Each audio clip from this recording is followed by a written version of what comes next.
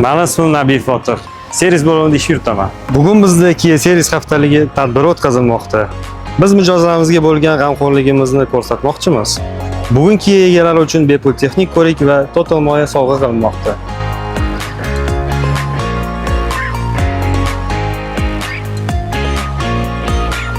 Men bugun Kia Yakkasaroyga keldim. Bu yoqda aksiya ketayotgan ekan. Menga moy bilan Texas motorlarini tekinga qilib berishdi. Kiaga kattakon rahmat.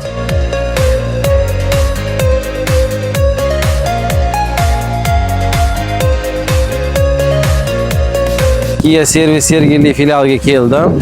Bu yerda Kia haftaligi bo'layotgan ekan. Aksiyada moylarimni, texnik ko'riklarimni tekinga qildim. Kiaga kattakon rahmat.